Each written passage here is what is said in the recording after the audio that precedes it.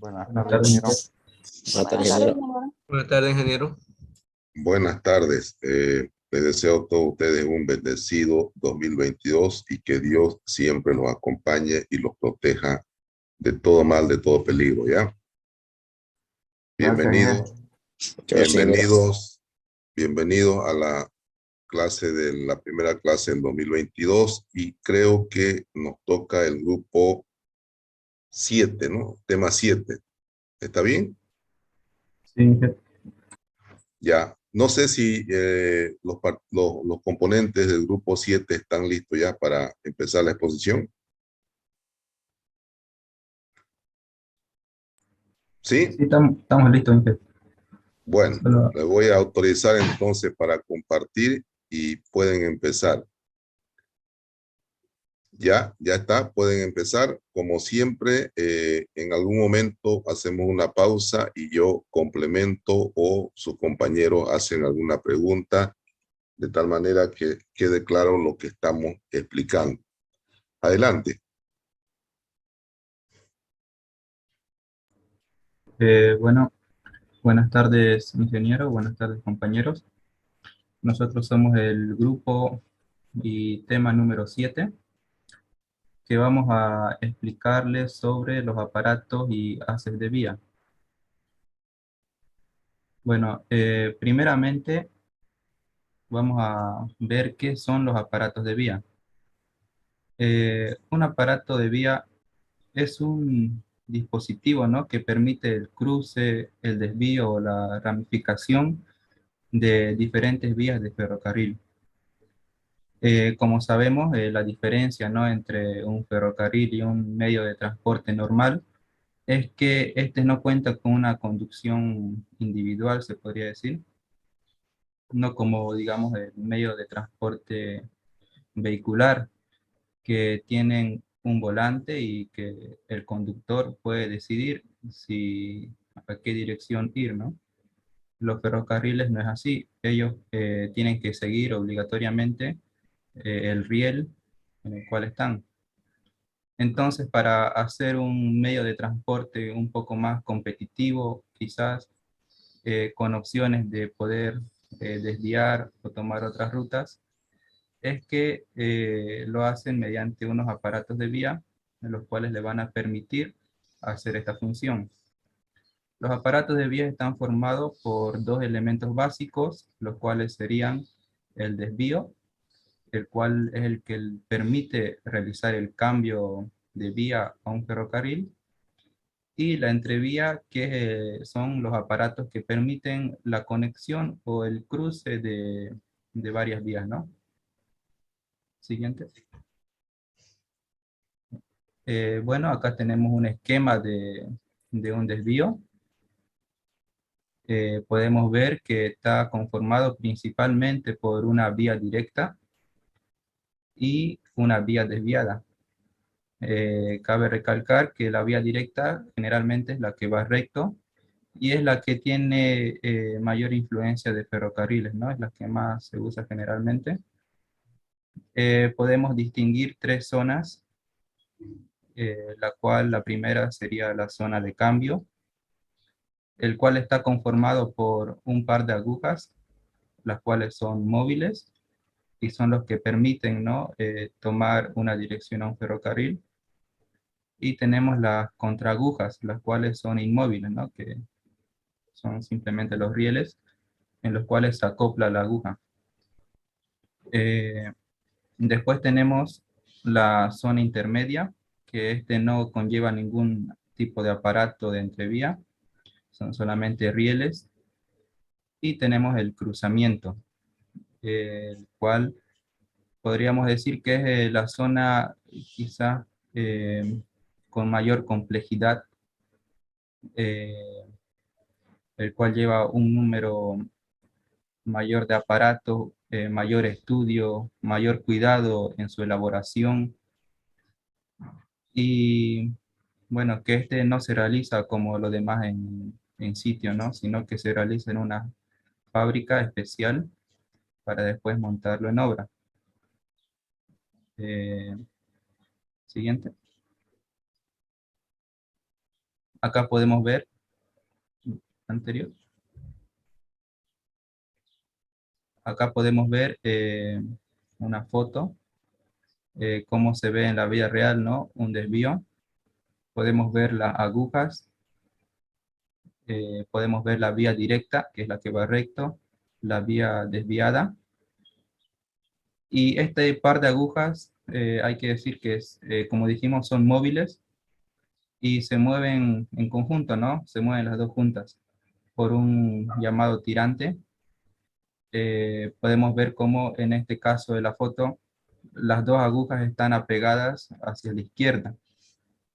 En este caso, esa disposición permite que el tren pueda tomar la vía del desvío, y en el caso de que esté apegada, ¿no? Hacia el lado, las dos agujas hacia el lado derecho, el tren tomaría la vía principal o vía directa. También podemos ver más adelante de la foto el cruce y más adelante otro desvío, ¿no? Perdón, para que Sí. quede claro, ¿qué dispositivo hace que esa aguja se pegue a la derecha o a la izquierda? ¿Cómo se acciona eso? Hay un aparato, el cual es manipulado por una central, y ese aparato está conectado, ¿no? A ambas agujas mediante un tirante. Eh, y ese es lo que determina, ¿no? Según si el tren se requiere que vaya por el desvío, acciona hacia un lado, y si quiere que vaya recto, acciona al otro lado. Ese dispositivo está a un lado de la vía, ¿verdad? Sí, a un lado de la vía se encuentra. Es una especie de a una manija que se tiene ahí, ¿no? Para hacer el cambio de Sí, dirección o de riel, ¿no? ujú. Sí, Ya, actualmente son hidráulicos estos aparatos, exactamente. eh, para garantizar, ¿no? Que se junte correctamente todo. Ya, entonces para que quede claro, para lograr ese objetivo de desviar el tren en un cruce, existe un dispositivo lateral a un lado de la vía que se acciona de una manera con un dispositivo hidráulico, de tal manera que esa aguja permita acoplarse al riel derecho o al riel izquierdo según el tren va a pasar de largo o va a desviar, ¿no? Esa aguja, ¿cuánto metro tiene de longitud? Lo que la parte móvil. Depende cuántos rieles tenga que accionar. Generalmente es un poco más ancho que el ancho de vía, ¿no? Ya, y la aguja tendrá más o menos una longitud de unos 5 metros, debe ser, ¿no? Más o menos. Sí, sí, por ahí está.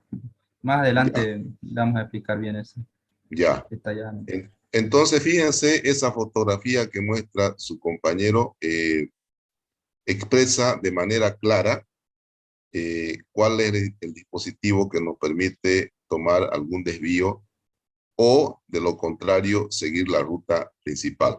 Está bien, adelante. Ya, siguiente. Bueno, vamos a ver el otro aparato, que sería la entrevía o cruzamiento. Básicamente estos aparatos lo que permiten, ¿no? Es que se crucen dos vías.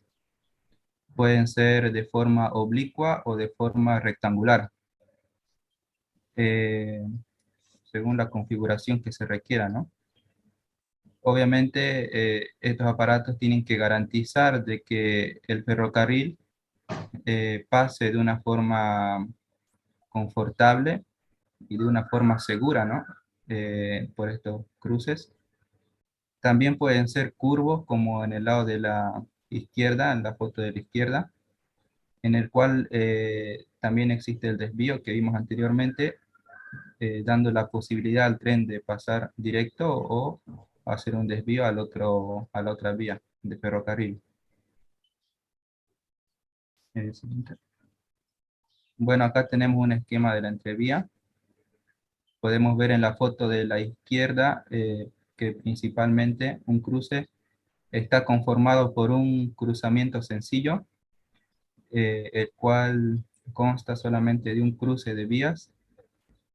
Después tenemos los carriles de unión, que son simplemente vías.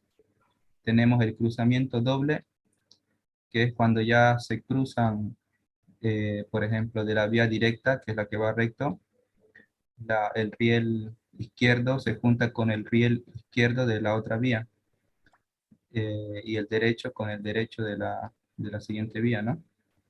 Tenemos otro carril de unión y posteriormente otro cruzamiento sencillo. Podemos ver en la foto de la derecha ahora eh, que el cruzamiento tiene algunas partes fundamentales, ¿no?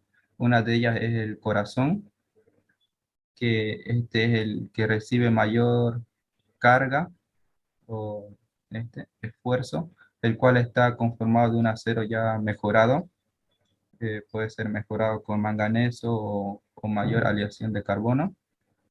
Tenemos los contracarriles y los carriles exteriores. Como podemos ver también, existe una zona que se la denomina laguna, que es la zona que existe un vacío, se podría decir, en el cruzamiento. Podemos ver que no hay una continuidad del riel. Entonces esta zona torna peligrosa, ¿no? Para un desvío o que se pueda descarrilar el tren, ya que las pestañas de la rueda del tren no tendrían en qué sujetarse, ¿no? Es por eso que existe o se lo complementa con un contracarril, que ese contracarril lo que asegura es con la otra rueda, asegurar que siga su dirección normal y que no haya ningún movimiento o por alguna circunstancia se pueda descarrilar el tren o chocar con el corazón, ¿no? También tenemos las patas de liebre, que le va a explicar más adelante detalladamente mi compañero es igual.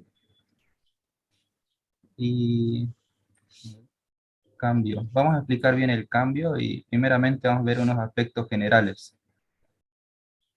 Bueno, primeramente el cambio que estábamos hablando anteriormente no eran como lo conocemos ahora, sino tenían esa forma que se ve en la foto, los cuales estaba compuesto por unos ejes móviles, los cuales serían el punto A, y una zona que se desplaza, ¿no? La zona B, como se ve en la foto. ¿Y cómo funcionaba esto? Simplemente si se quería que el tren vaya por la vía directa, se accionaba acomodando estas agujas por la vía directa. Y si se requiere que el tren vaya por la vía desviada, se accionaba, ¿no? Poniendo las agujas en esa dirección. ¿Y cuál era el inconveniente? Que, como sabemos, los carriles son tanto como para de ida como también de vuelta. Entonces, si todo accionaba bien, estaba todo correcto, pero siempre hay que tener una precaución y supongamos que por algún motivo estas agujas no estaban en la disposición que requería el tren, esto llevaría a un descarrilamiento seguro, ¿no? Supongamos que se trabe algo ahí o alguna mala operación o algún fallo mecánico y que la aguja no esté en el lugar que tiene que estar cuando viene el tren del lado contrario, entonces puede llevar a un accidente fatal, ¿no? Siguiente. Es por eso que ahora estos desvíos se realizan con carriles continuos. Los dos carriles exteriores se puede ver en la foto ahí que son continuos y tenemos las agujas que son móviles. En este caso es mucho más seguro. Ahí podemos ver el tirante igual con el cual se mueven las agujas y que supongamos que en caso, a ver, en esta foto, por ejemplo, las agujas están en disposición. Podemos ver que abajo está abierto y arriba está cerrado. Entonces, en este caso, el tren estaría optando por la vía directa, la que va recta. Pero en caso de que supongamos que el tren viene del otro lado y viene por la vía desviada, no ocurriría el descarrilamiento, simplemente la pestaña de la rueda del tren abriría de forma a la fuerza, se podría decir, la aguja, rompiendo el tirante, pero pasaría normal, ¿no? O sea, no ocurriría ningún accidente. Siempre hay que tener cuidado de eso, ya que una vez que se rompe esa aguja, tiene que ser reparada inmediatamente, ¿no? Bueno, ahora va a continuar mi compañero con los demás aspectos generales del cambio. No sé si quedó claro esta primera parte, jóvenes. ¿Quedó claro?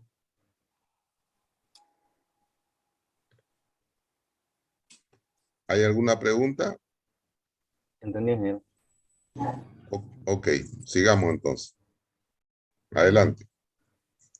Bien, continuando con el tema, vamos a explicar un poco de qué son las agujas y las contraagujas. Las agujas vienen a ser elementos del cambio de vía y tenemos que tomar algunas consideraciones respecto a su construcción. Las agujas durante su movimiento deben resbalar sobre la placa base. Esta placa base debe estar engrasada, vale decir que también se puede llamar los cojinetes. Estas placas, al ser engrasadas, nos dan la forma, ¿no?, de que se pueda mover fácilmente estas agujas. Las agujas pueden ser construidas por rieles ordinarios, es decir, que no necesariamente tienen que ser especiales.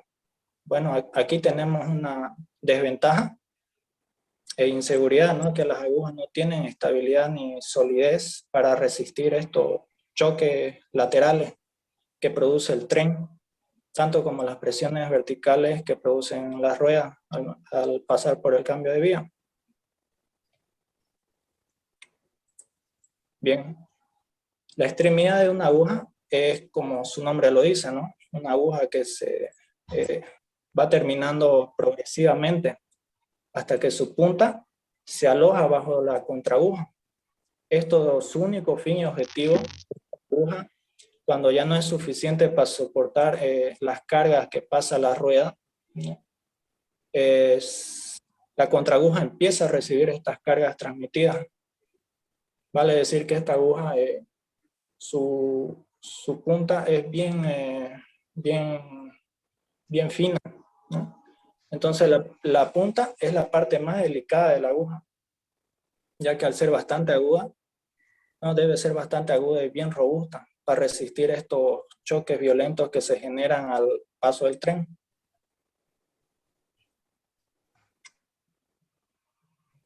Los cruzamientos. En este cruzamiento lo podemos definir como la superposición de los caminos recorridos por ruedas, ¿no?, por este tipo de ruedas de los trenes, cuyas pestañas se encuentran a distintos lados.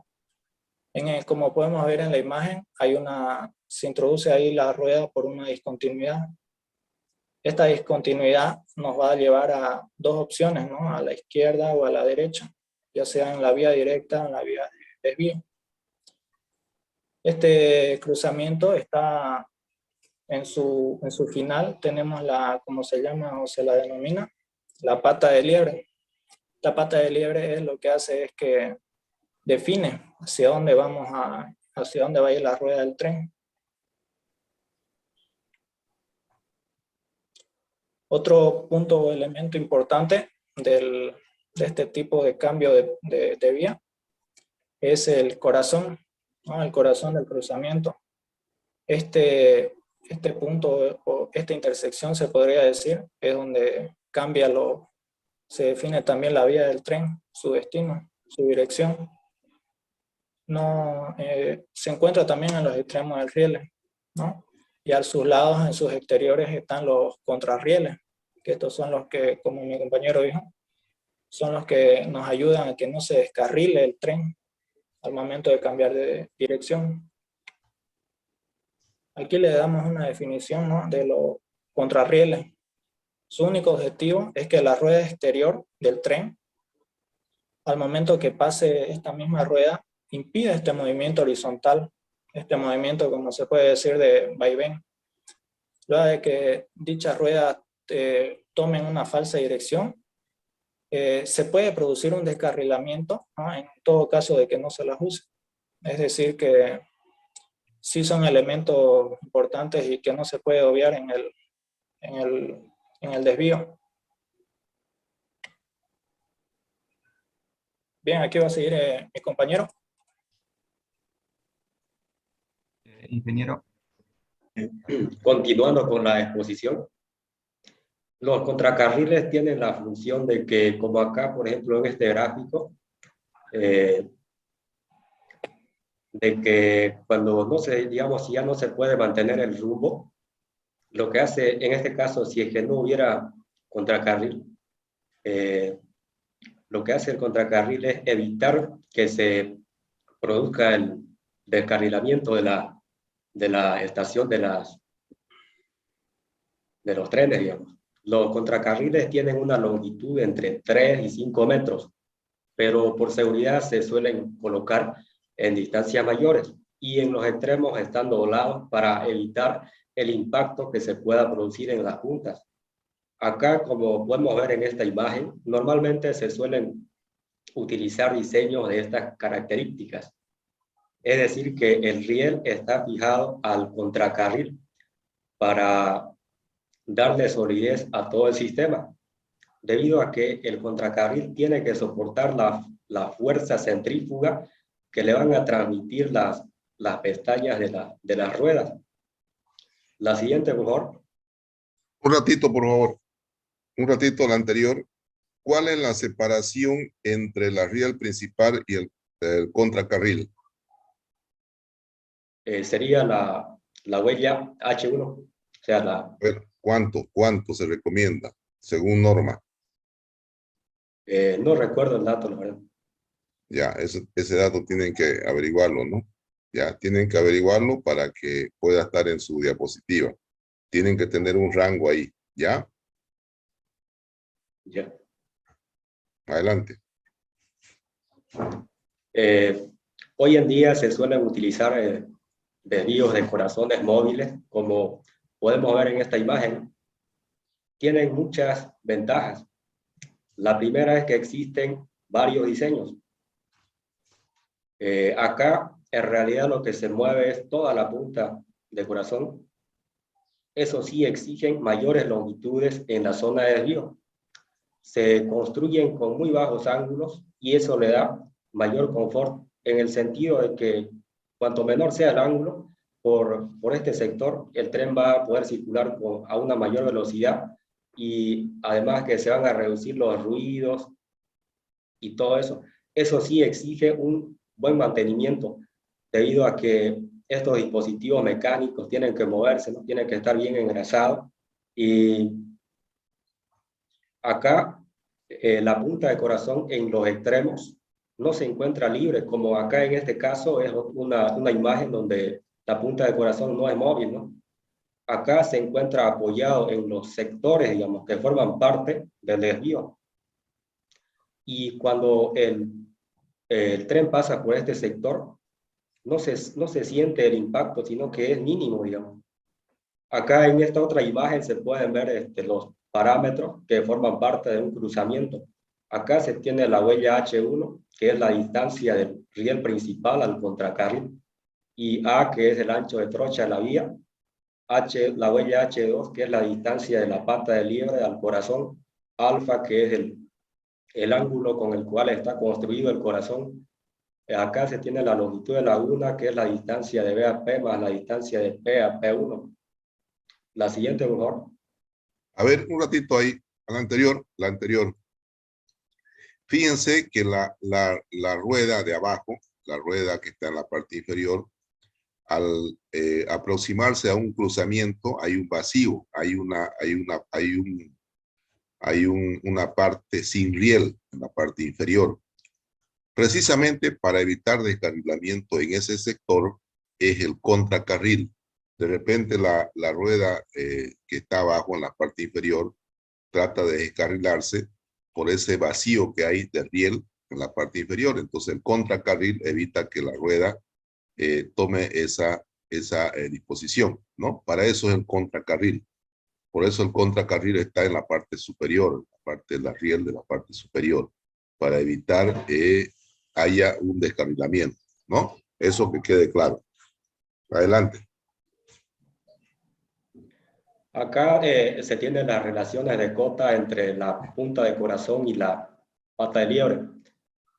Normalmente se suele reducir una cierta distancia, ¿no? La punta de corazón se lo suele acortar entre 3 a 5 milímetros aproximadamente.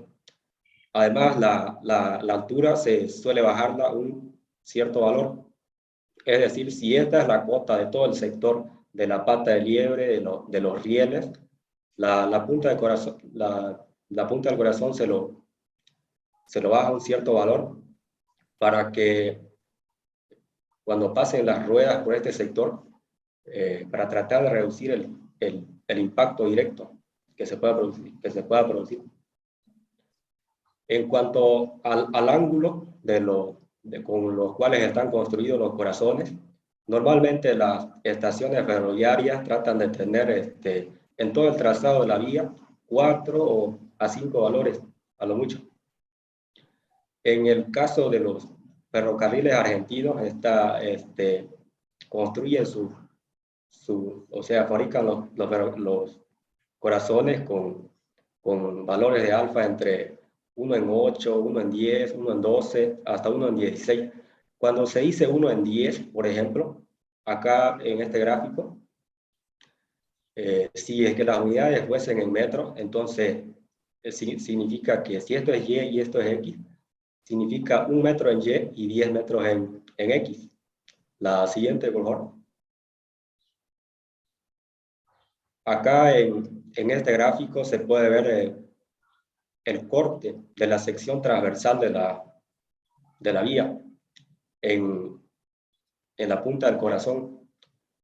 Acá se tiene el ancho de trocha de la vía, que se simboliza con letra A, que es la distancia del borde interno del riel al borde interno de la punta del corazón. Acá E, que es el espesor de la pestaña de la rueda. Acá se tiene la huella H1, la huella H2, y D, que es la distancia entre los bordes internos de los espesores de las pestañas de la rueda. Con estos valores de acá se deducen la fórmula de la longitud de la laguna. Bueno, acá está la fórmula, ¿no? La fórmula, la longitud de la laguna es la distancia, en el caso del gráfico anterior, de BAP más la distancia de PAP1, y eso es igual a la huella H2 sobre la tangente de alfa más P1, que es el acortamiento que se le hace a la punta del corazón, dividido entre el seno de alfa. Va a continuar mi compañera. Adelante. Buenas tardes, ingeniero. A mí me tocó exponer lo que es desarrollo. No es diferente la forma en que las vías de un haz se derivan del tronco común, ni la que adquiere el haz en su desarrollo. En primer lugar, debe atenderse la obtención de un máximo aprovechamiento de la superficie, disponible tanto en el número como en la longitud de las vías a instalar, teniendo en cuenta que la mayoría de los casos de dicha superficie se encuentra figurada por límites muy difíciles o imposibles de rebasar, tanto en las vías de estaciones utilizadas para la recepción y apartado de los trenes, como las que se constituyen en los haces de vía. Es interesante determinar la longitud de vía útil o libre, medida entre los piquetes o niveletas, con los que se materializa el punto a partir del cual el material estacionado sobre una vía no impide el libre paso en la inmediata. Los piquetes citados se clavan en el centro del ángulo del desvío. Su distancia al cruzamiento depende del ángulo de eje y del galivo del material. En segundo lugar, La forma del haz viene también influenciada por el objeto a que se le destina. No son, Perdón, por ejemplo, perdón, ¿no tienen más diapositiva que esa para que vaya mostrando lo que usted está diciendo? sí, tengo ingeniero.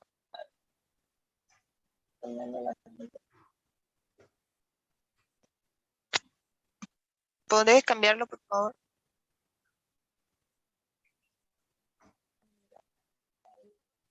Esta ¿Qué es eso?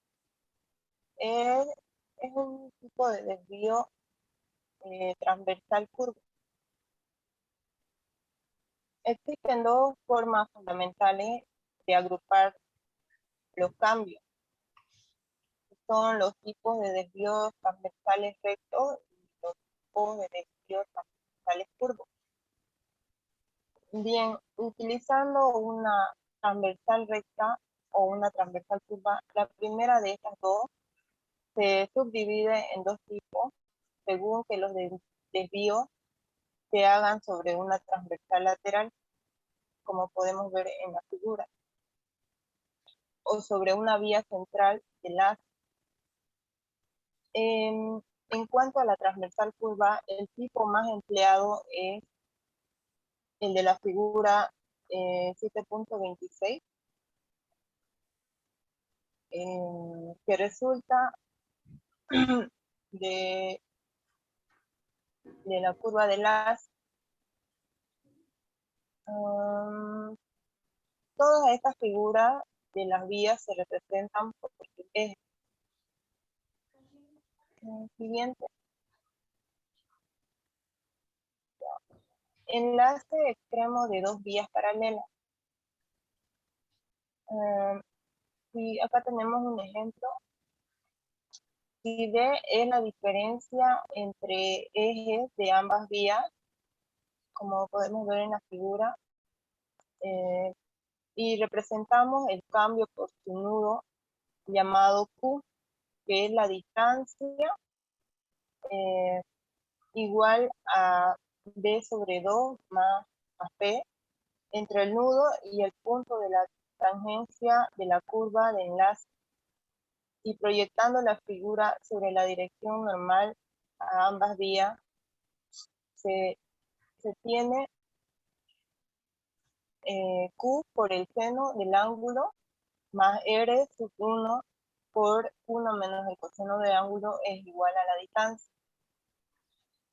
Siendo el ángulo conocido del cruzamiento, el valor de radio de enlace es igual a R1, R sub 1 igual a D menos Q por el seno del ángulo sobre 1 menos el seno del ángulo, siendo máximo cuando Q es igual a 0.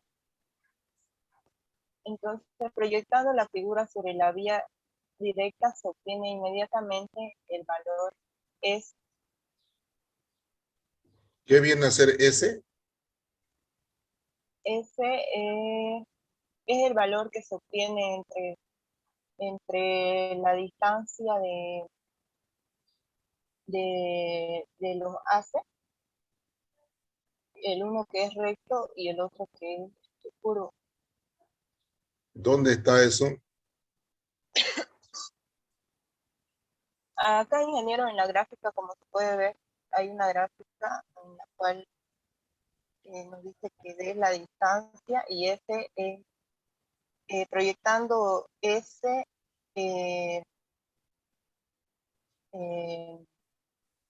obtiene proyectando la figura sobre la vía directa, se obtiene inmediatamente el valor de S. ¿Y qué es R1? R1 es el radio, el valor del radio ¿Radio de qué? de la curva del haz. Ya. Está un poquito medio que no se entiende. Ya, adelante. Sí. El siguiente,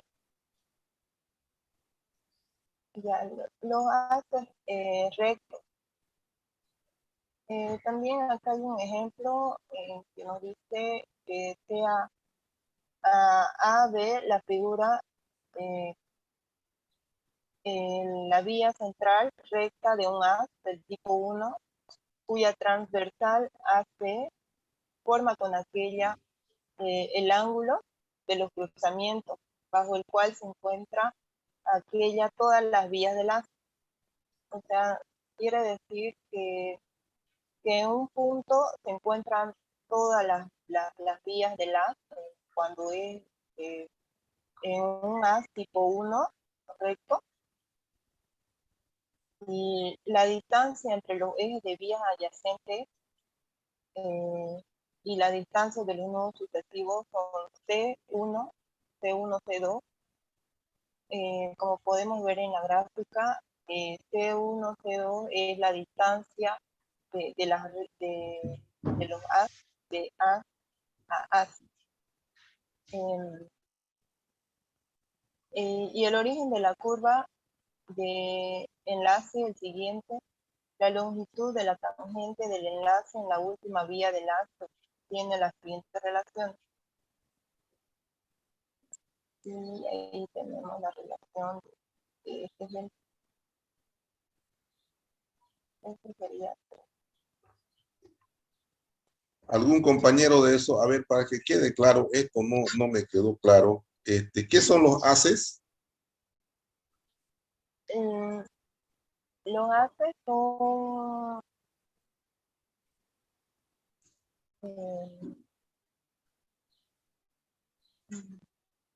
¿Alguno de sus compañeros? un haz Oh, es la unión de dos o más vías paralelas que tienen una misma función. dos o más vías en paralelo. Vías paralelas, sí. Esas que se notan ahí son las vías en paralelo. Todas esas que están horizontales. Sí. Ya. Ya, ahora sí, más o menos. Ya, a ver, que siga el que en ese orden le toca.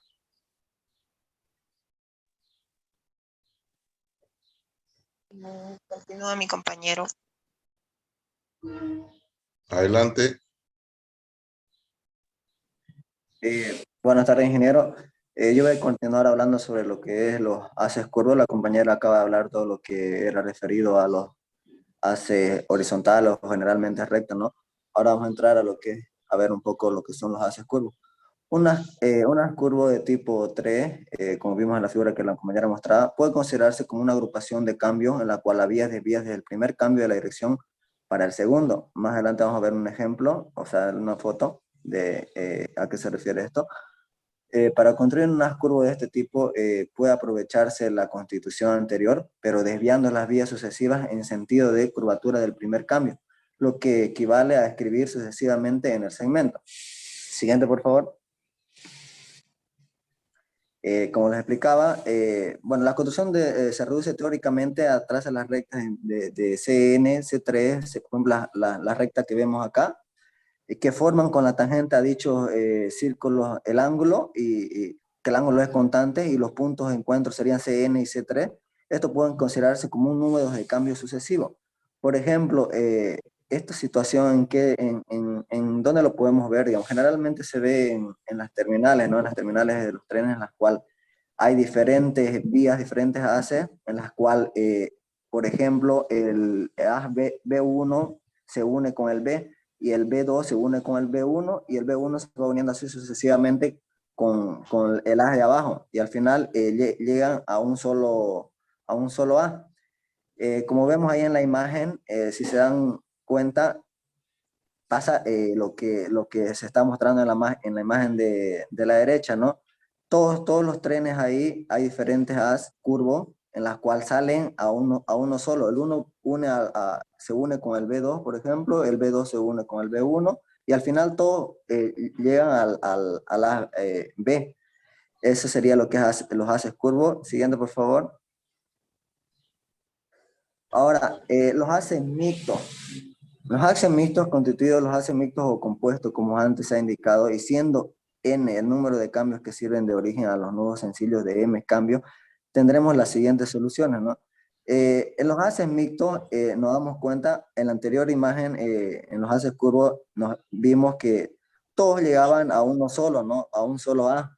Al final llegaba a un solo A y continuaba. Ahora los haces mixtos lo que hacen es que se dividen, ¿no? Como ven ustedes en la imagen ahí, vienen dos A's y se une a uno. Y luego ese uno se va uniendo con otro. Y así sucesivamente todos se van uniendo con uno. Y al final todos llegan a un mismo as. La diferencia entre este con el otro es que claramente en el otro llegaban todos a uno solo, ¿no? Pero este de acá se subdivide. Hay dos as, llega uno y ese uno luego se une con otros dos as que también se han subdividido, digamos. Y como vemos ahí un ejemplo a la parte de abajito, sería un ejemplo de simplemente de una parte, ¿no? O sea, de la que se divide. Vienen dos A's, si se dan cuenta, vienen dos y llega uno, ¿no? Y más adelante, según la imagen, llegaría y se uniría con otros que vienen subdivididos de dos también. Y así sucesivamente se van uniendo hasta llegar a un solo A, digamos. Y de esta forma igual se ve en estos tipos de haces mixtos, como le digo, generalmente se ven en las terminales, en las cuales, en los lugares donde hay harto tráfico, digamos, de tren, entonces lo que se hace es ahí subdividirlo, ¿no? Para que todo esté bien coordinado. Ahora, siguiente, por favor. Ahora, los haces de cambios dobles. Si en lugar de cambios sencillos se adoptará cambios dobles, si se obtienen los haces análogos examinados así, los haces 4 y 7 de la figura que vemos acá, la 7.33, derivan de los haces 2 y 3. Ahorita voy a explicar un poco más sobre este con la figura. Y es evidente que empleando de cambios dobles se acortan las cabezas del haz y aumentan por tanto la longitud de vía útil. Ahora, si se van a la imagen 7.33 y a la figura número 7, lo que hace es parecido, como dices, derivan de lo que es de los haces 2 y 3, ¿no?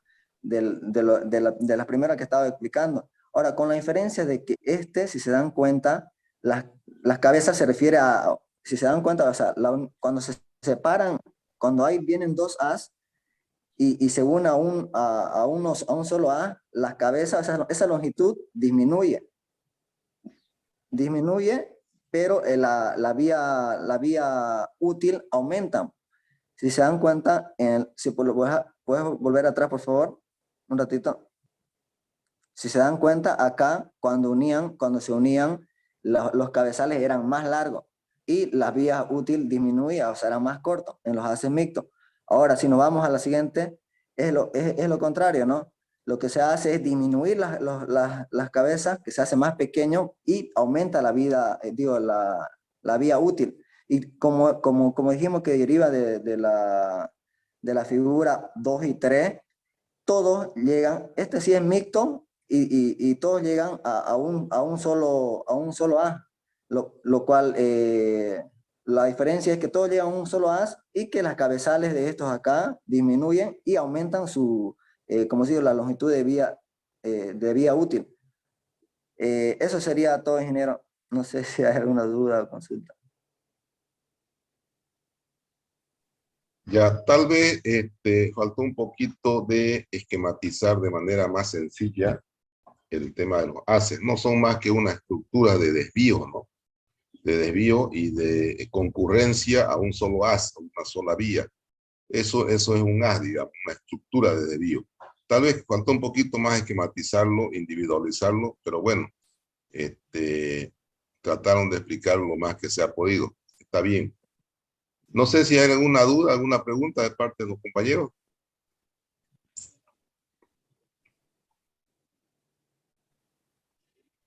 Está bien, ingeniero.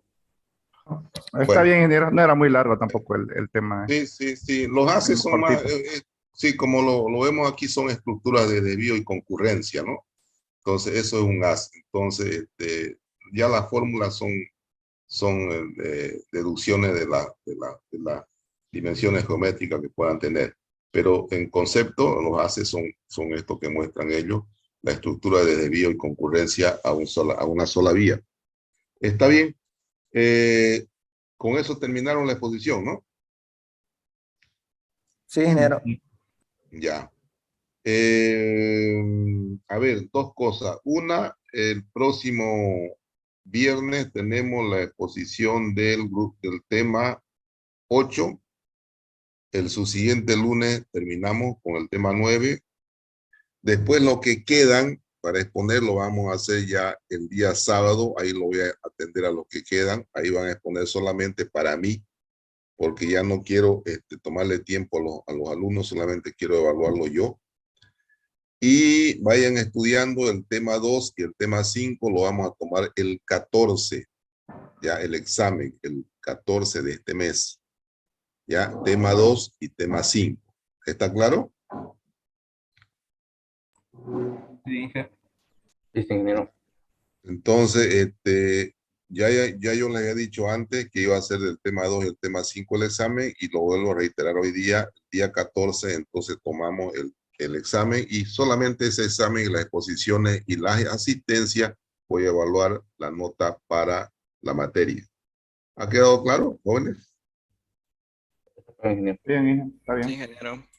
Ya. El Listo, se alista. examen virtual, ¿no, ingeniero? Por Zoom. El examen es virtual. No, yo no me voy a Ingeniero. exponer, no me voy a exponer a que haya más contagio, ¿ya? Virtual lo vamos a hacer. Apelo a su Muy bien. conciencia de ingeniero que prácticamente son ustedes, y no copien, pues, ¿no? No copien, ¿ya? Bueno, ingeniero, gracias. Ingeniero, el Sí. examen va a ser del resumen ejecutivo y del PowerPoint, o solo del ejecutivo. Del PowerPoint, ¿ya? Pero ustedes en el ejecutivo tienen la conceptualización del tema, entonces le va a ayudar bastante a hacer una lectura del ejecutivo, y también repasan el PowerPoint, ¿ya? Ingeniero, ¿va a ser teórico y práctico? Sí, va a ser teórico y práctico porque son dos temas nomás, ¿no? Entonces va a ser teórico práctico, ¿ya? Ya, ingeniero. Ingeniero, disculpe, soy del Sí. tema 6, soy del grupo 6. Nosotros Sí. expusimos el año pasado y no pudimos ir a presentarle el CD, le comento. No sé si mañana podríamos llevárselo, por Ya. favor.